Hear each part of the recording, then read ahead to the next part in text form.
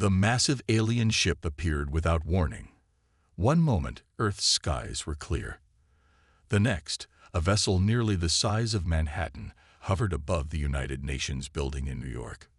News spread quickly. Panic followed.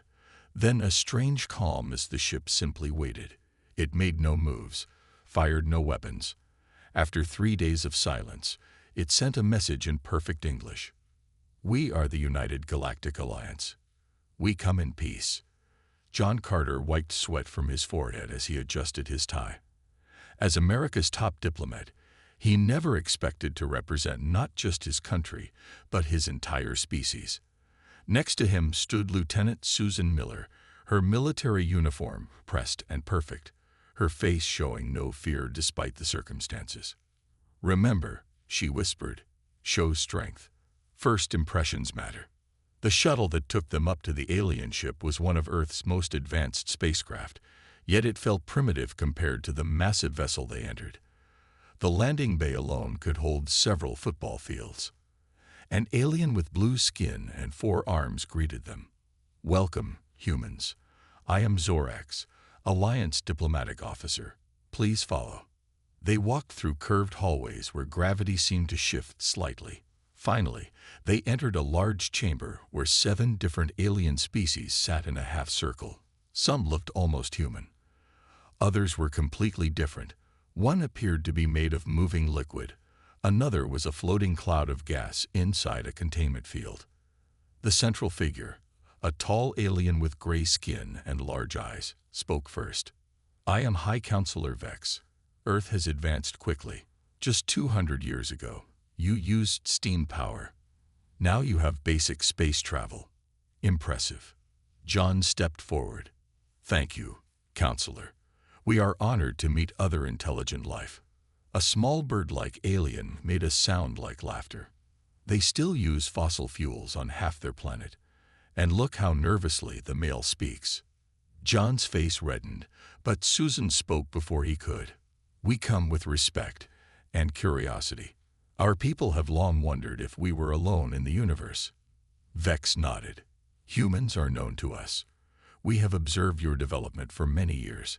Your technology advances quickly, but your caution holds you back." "Caution has kept us alive," Susan replied. "Caution bordering on cowardice," said another alien, this one with green scales. "Your people debate space exploration for decades before acting. Other young species claim their destiny more boldly." John felt anger rising, but kept his voice calm. "We prefer to think before we leap."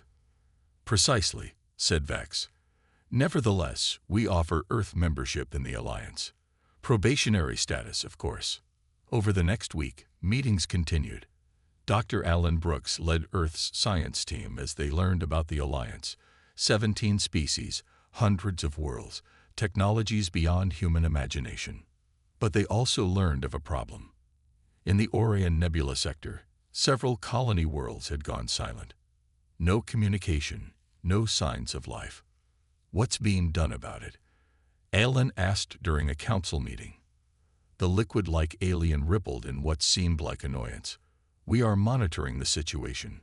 "For how long?" Susan asked. 3 of your Earth years," replied Vex. John couldn't hide his shock. 3 years? With no investigation. "Hasty action leads to mistakes," said the bird-like alien. The council continues to debate the proper response. Debate, while people might be dying. Susan's military training barely contained her outrage. Vex's large eyes blinked slowly. "This reaction proves what we know of humans. You see danger everywhere. You prepare for the worst. Most species grow out of such fearfulness." As Earth's representatives returned home to report, John looked out the shuttle window at the blue planet below. "They think we're cowards because we're careful," he said quietly. Susan nodded. "But what if being careful is exactly what's needed right now?" Little did the Alliance know that Earth's cowardice would soon be the galaxy's only hope. 6 months passed since Earth joined the Alliance. Lissa Wong stared at her screen in the dim light of her small office on Alliance Hub Epsilon. As a xenobiologist sent to study alien life forms, she didn't expect to become obsessed with communications data. "You're still here." Peter Martinez walked in with 2 cups of coffee. "It's past midnight, Earth time." Lisa took the coffee gratefully. "Look at this pattern."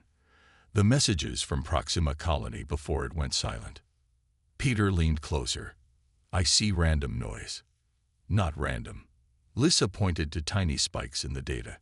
"These show up in messages from all 7 silent worlds, always in the same pattern, growing stronger before all contact stops." Peter's eyes widened. "What does it mean?" "I think something is blocking their signals, something that builds up before an attack." The next day, they presented their findings to the Alliance Science Council. 12 alien scientists listened quietly as Lisa explained her theory. "So you believe these worlds faced coordinated attacks, not natural disasters?" asked Dr. Krell, a 6-limbed alien with pale blue skin. "Yes," Lisa said firmly. "The pattern is too consistent for coincidence." Dr. Krell made a clicking sound that the translator didn't catch. "Humans always see threats everywhere. Your species evolved as prey animals, always watching for predators. That doesn't make our data wrong," Peter argued. "No," agreed another scientist, this one resembling a large insect. "But it colors your interpretation. We prefer to collect more data before jumping to scary conclusions." Lisa tried to stay calm. "People could be dying while we collect data, or nothing is happening at all," Dr. Krell replied. "The Alliance has existed for thousands of years. We know how to handle potential threats." After the meeting, Lisa and Peter walked silently through the station's curved hallways. "They think we're paranoid," Peter finally said. "Maybe we are," Lisa answered. "But what if we're right?" Meanwhile, far from the hub, Captain Ben Kelly guided the Earth vessel UES Pathfinder along the edge of Alliance territory. The ship wasn't supposed to be there. Their patrol route should have kept them well away from the problem sector. "Sir," his navigator said quietly, "we're approaching Vega Colony. It's one of the silent worlds." Ben nodded. "Passive scans only. We don't want to alert the Alliance that we're breaking protocol." The Pathfinder silently drifted past the colony planet. Their sensors recorded everything: radiation levels, atmospheric composition, electronic signatures. "Sir," the science officer called out, "I'm detecting unusual energy patterns on the surface. And the population centers, they're just gone." "Gone how?" Ben asked. "Like something scooped them up. Buildings, people, everything." Ben stared at the view screen. "Record everything. Send it directly to Earth using our encrypted channel. The Alliance won't like that we're here, but they need to see this." Back on Earth, government officials reviewed the Pathfinder's data alongside Lisa's research. "The Alliance thinks we're jumping at shadows," said Defense Secretary Joe Simmons. "But this is real." President Karen Williams looked at the evidence again. "If the Alliance won't act, we will. Begin preparations immediately, but keep it quiet. We don't want to alarm our new alien friends." Secretary Simmons nodded. "What should we call this operation?" The president thought for a moment. "Operation Silent Watch. Because someone needs to be watching, even if the rest of the galaxy chooses to look away." As Earth began secret preparations, Alliance members continued their debates, unaware that the cowardly humans had already decided to take action. The Earth Security Council meeting room was silent as the last presentation slide disappeared. 20 of Earth's top leaders sat around the oval table, faces grim. President Karen Williams stood up. "We've seen the evidence. 7 worlds gone silent. Strange energy patterns. Entire cities missing. And the Alliance does nothing," said General Dan Miller, his voice tight with frustration. Secretary of Defense Joe Simmons spread his hands. "They believe we're overreacting. They call it the human tendency toward paranoia." "Then they haven't learned from history," said Admiral Nancy Chen. "Better to prepare for nothing than be surprised by disaster." President Williams looked at each person in the room. I called this meeting to make a decision. Do we follow Alliance protocols and wait, or do we act now, even if we must do it alone? The vote was unanimous. Earth would act. 2 days later, Earth's newest and most advanced ships gathered in orbit. 5 vessels, small by Alliance standards but equipped with Earth's best technology.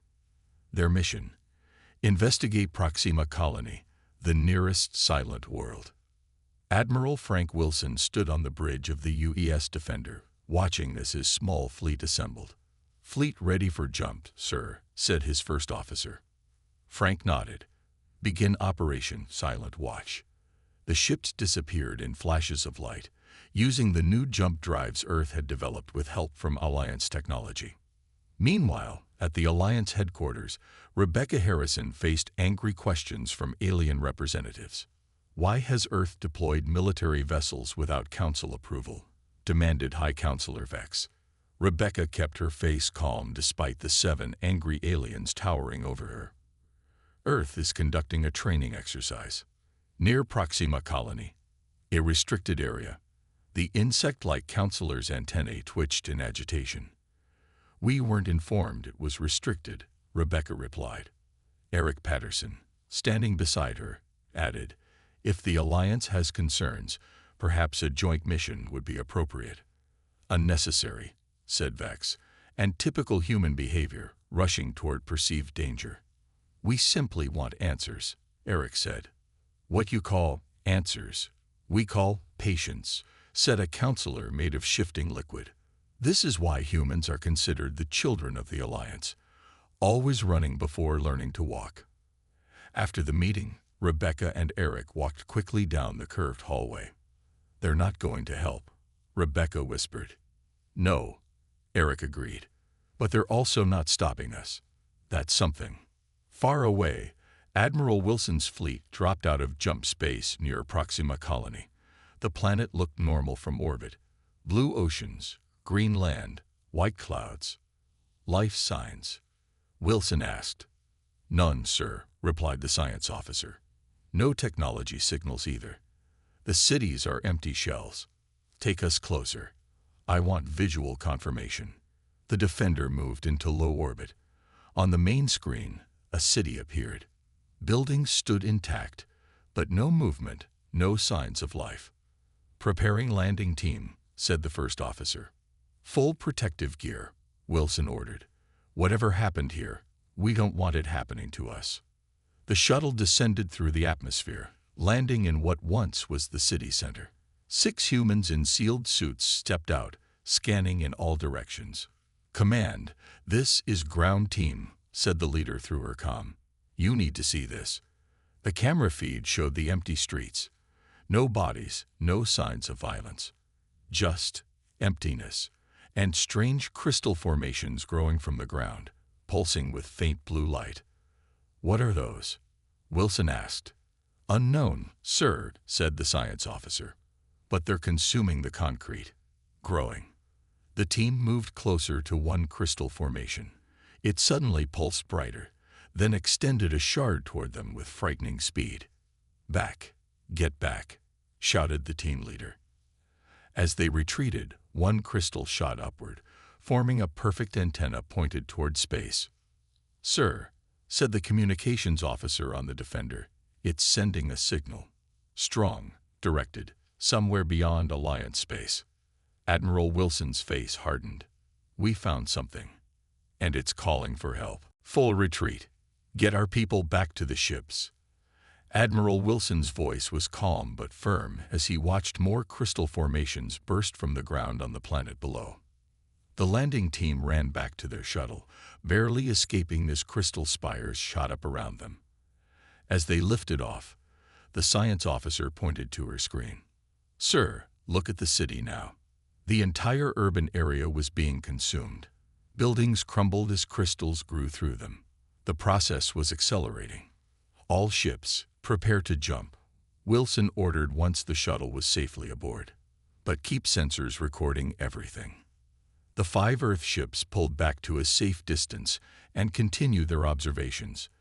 Dr. Olivia Green, the fleet's lead scientist, studied the data in her lab aboard the Defender.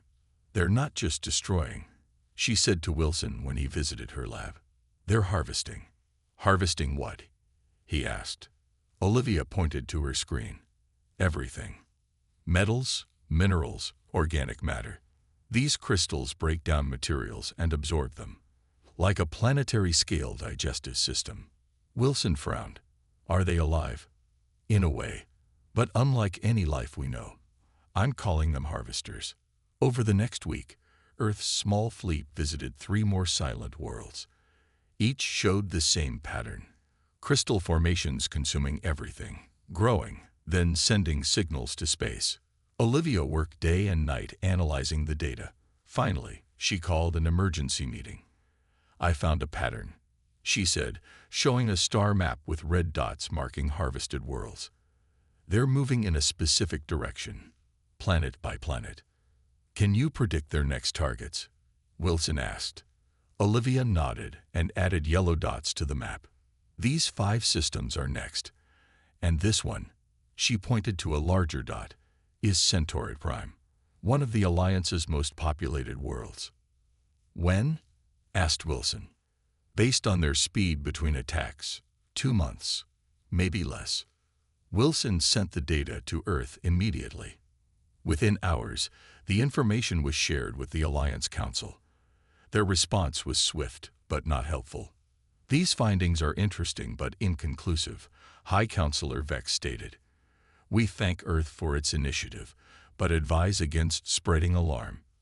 "Alarm?" Eric Patterson couldn't hide his frustration during the council meeting. "We're showing you an existential threat. You're showing us unusual crystal formations and making dramatic claims," said the bird-like counselor. "Typical human behavior." "We need more study before action," added another counselor. Back on Earth, the data was being taken very seriously.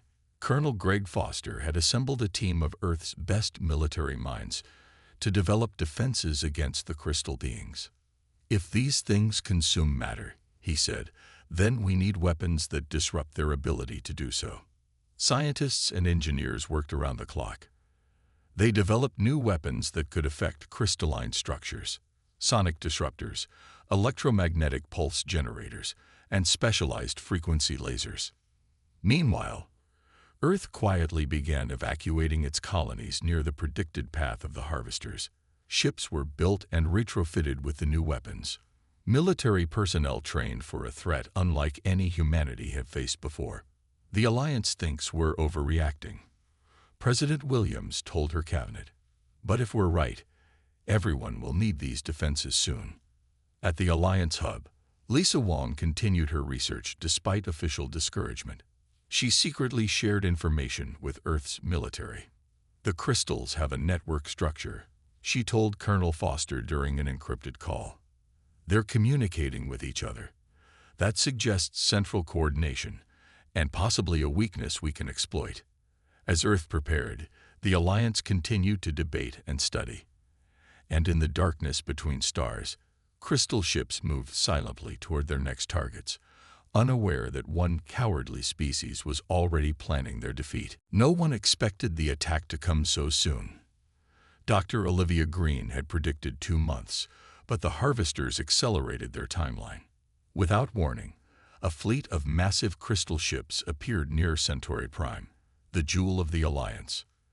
The Alliance Defense Force scrambled to respond. Their ships, beautiful, advanced, and completely unprepared, moved to intercept the crystal vessels. "They're not responding to communication attempts," reported an Alliance commander. High Counselor Vex watched from the command center as the first shots were fired. Alliance weapons, designed to disable typical spacecraft, barely scratched the crystal hulls. "Increase power," ordered the fleet commander. But it was too late. Crystal shards broke off from the invading ships and attached to Alliance vessels. Within minutes, the shards grew, consuming the ships and their crews. "We need reinforcements." The commander's voice was desperate now. Vex turned to his advisors. "How many ships can we gather?" "Not enough, and not in time." That's when new signals appeared on their screens. A fleet of ships jumped into the system, smaller than Alliance vessels, but moving with purpose. "Human ships," said an advisor. 20 of them. "What are they doing here?" Vex asked, surprised. The answer came immediately. The Earth fleet, led by Admiral Wilson on the UES Defender, moved into attack formation. But instead of standard weapons, they fired strange pulses of energy at the crystal ships. Where Alliance weapons had failed, the human weapons worked. The crystalline structures cracked and shattered under the assault of sonic disruptors and electromagnetic pulses. "The humans," whispered Vex. They knew. On the Defender's bridge, Admiral Wilson directed the battle. "Focus fire on the largest vessel. Captain Cooper, prepare your team." Captain Ryan Cooper and his Special Forces unit boarded small, fast ships. While the main fleet engaged the harvesters, Cooper's team slipped through the chaos toward the center of the enemy fleet. "This is crazy," said one of Cooper's team. "That's why it'll work," Cooper replied. "They won't expect anyone to be crazy enough to fly straight at them." Their ships, barely large enough for 4 people each, weaved between the massive crystal vessels. When they reached the center ship, nearly twice the size of the others, Cooper gave the order. "Deploy the disruptors. Set timers for 3 minutes." His team attached specialized bombs to the crystal mothership. These weren't ordinary explosives, but devices designed by Dr. Maria Rodriguez to send destructive sound waves through crystalline structures. "All charges set," Cooper reported. "Retreating now." As the human special forces pulled away, the bombs detonated. The effect was immediate and dramatic. The mothership didn't explode. It shattered, breaking into millions of pieces. The effect rippled through the connected harvester fleet as the destructive frequencies transmitted from ship to ship. From the Alliance Command Center, Vex watched in amazement as the mighty harvester fleet broke apart. The remaining human ships moved to protect Alliance vessels, using their specialized weapons to clear away crystal fragments trying to attach themselves. "How did they know?" asked an Alliance general. "How did they create weapons so perfectly suited to this enemy?" Rebecca Harrison, Earth's representative, had joined them in the command center. She smiled slightly. "We prepared for the worst while hoping for the best. Humans call it being cautious." Within hours, the battle was over. The harvester fleet was destroyed. Centauri Prime was saved, and the Alliance leaders looked at the humans with new respect. Admiral Wilson received a direct communication from High Counselor Vex himself. "The Alliance owes Earth a great debt. Your caution has saved countless lives." Wilson nodded. "Sometimes what looks like cowardice is just good planning." The Great Hall of the Alliance Council had never been so quiet. Representatives from 17 species sat in stunned silence as they watched recordings from the battle at Centauri Prime. Alliance ships, with their beautiful designs and powerful weapons, falling one by one. Then the human fleet arriving, smaller ships, less elegant, but effective. The special operation led by Captain Cooper that turned the tide of battle. When the recording ended, High Counselor Vex stood. "We have made a mistake. We dismissed human caution as cowardice. We were wrong." The council burst into discussion, voices rising. Some defended the Alliance's approach. Others demanded changes. Vex raised his hand for silence. "Today, we vote on 2 important matters. First, Earth's status will be changed from probationary to full member. Second, we will create a new position, Head of Joint Species Defense Force." The votes were unanimous. Earth became a full member of the Alliance, and Commander Heather Davis was appointed to lead the new defense force. Heather stood before the council, her uniform crisp, her back straight. At 45, she had spent her life in Earth's military, planning for threats that might never come. Now she faced the greatest challenge of her career. "The harvesters were defeated at Centauri Prime," she said, "but they will return. We must prepare all Alliance worlds." Over the next weeks, Heather transformed Alliance defense. She introduced human concepts that seemed foreign to the other species: threat assessment, worst-case scenario planning, regular drills, and constant equipment testing. Why must we imagine attacks that haven't happened? Asked an Alliance officer during a planning meeting. Because when they do happen, Heather replied, we'll be ready. Some Alliance members resisted the changes. They called the new safety measures human paranoia. But after Centauri Prime, no one could deny their effectiveness. Meanwhile, Richard Powell, Earth's top diplomatic specialist, worked on another front. During the battle, several harvester ships had been captured intact. Inside were crystal beings, still alive but dormant. Richard spent days setting up a communication system with the help of Alliance scientists. When they finally made contact, what they learned changed everything. They're not invaders, Richard reported to the Council. They're hungry. The crystal beings, it turned out, didn't understand that they were killing sentient life. To them, planets were simply food sources. They consumed, grew, and spread because that was their nature. Can we communicate with them? Make them understand? Asked Vex. Richard nodded. We're trying. But think of it this way. When you're starving, how well do you listen to reason? The Council authorized a new initiative. Alliance scientists, led by Dr. Maria Rodriguez, would work to create artificial planets, masses of minerals and metals that could satisfy the harvesters' hunger without sacrificing populated worlds. At the same time, Heather's defense force prepared for the possibility of failure. New ships were built, equipped with human-designed anti-crystal weapons. Early warning systems were placed on outer worlds. 6 months after the battle, the Alliance gathered to unveil a memorial on their central hub. It honored those who had died fighting the harvesters. At the center was a statue showing an Alliance soldier and a human standing back to back, protecting each other. President Karen Williams attended the ceremony. After the formal speeches, High Counselor Vex approached her privately. Your people saw what we couldn't, he admitted. You prepared while we debated. It's not in our nature to wait for danger to find us, she replied. The Alliance called this caution, even cowardice. Vex's large eyes blinked slowly. Now we see it was wisdom all along. 1 year after the Battle of Centauri Prime, the galaxy had changed in ways no one could have predicted. On the newly established William Anderson Space Academy orbiting Earth, instructors taught cadets from 17 different species. The massive training facility had been built with Alliance funding, but operated under human leadership. Admiral Frank Wilson walked through the main hall, watching alien students practice emergency drills alongside human cadets. What once would have seemed impossible now felt normal.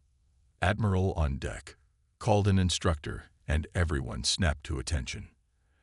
As you were, Wilson said with a smile. He still wasn't used to seeing so many different life forms following human military protocols. In his office, Ambassador John Carter waited with a data tablet. The two men had known each other since before first contact, when Wilson was just a captain and Carter a junior diplomat. The final harvester report, Wilson asked, taking a seat. Carter nodded. Dr. Rodriguez's artificial planet program is working. 3 harvester fleets have been redirected to the mineral-rich constructs we placed at the edge of occupied space. And the communication efforts. Slow progress, but progress nonetheless. Richard Powell's team has established basic understanding with the captured specimens.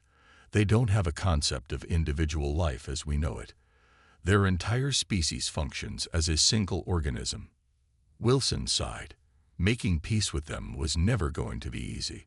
Easier than convincing the Alliance to prepare for threats, Carter said with a small smile. They looked out the office window at the stars. Earth's position in the galaxy had fundamentally changed. Once seen as paranoid newcomers, humans were now respected as the guardians of Alliance space.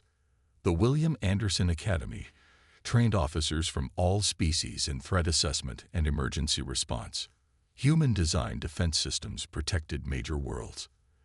The Joint Species Defense Force, under Commander Heather Davis, had grown into the most effective military unit in the Alliance's long history. Did you see the latest Alliance survey? Carter asked. 87% of member species now view human caution as a positive trait rather than a weakness. Wilson laughed. Amazing what stopping an extinction-level threat will do for your reputation. Their conversation was interrupted by an urgent message. High Counselor Vex requested their presence at an emergency session of the Alliance Council. Hours later, they stood before the gathered representatives of 17 worlds. A new situation has arisen, Vex announced. Our long-range sensors have detected unusual energy readings from the Andromeda galaxy. Something is coming. Murmurs filled the chamber. Andromeda was the nearest galaxy to their own, over 2 million light-years away. Whatever could be detected at such distance must be incredibly powerful. What do we know? Wilson asked. Very little, admitted Vex, but the pattern is unlike anything in our records. In the old days, this would have triggered endless debate. The Council would have formed committees to study the readings. Years might pass before action was taken. Instead, Vex looked directly at the human representatives. The Council has unanimously voted to activate Protocol Earth. Protocol Earth, named after the human approach to unknown threats, called for immediate preparation while gathering more information. No waiting, no debate, just action. As the meeting ended, Carter and Wilson stood together at the great window overlooking the galaxy. From cowards to having a protocol named after us, Carter mused. Quite a journey. Wilson nodded. The Alliance finally learned what humanity has always known. The universe doesn't care if you're ready for its dangers. And now, Carter asked, now we do what humans have always done. We prepare for the worst while hoping for the best.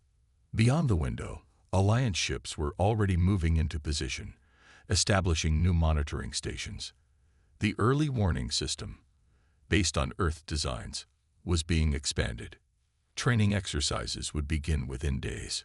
Whatever was coming from Andromeda would find not a galaxy in debate, but a galaxy ready to defend itself. All because one cowardly species had decided to take action.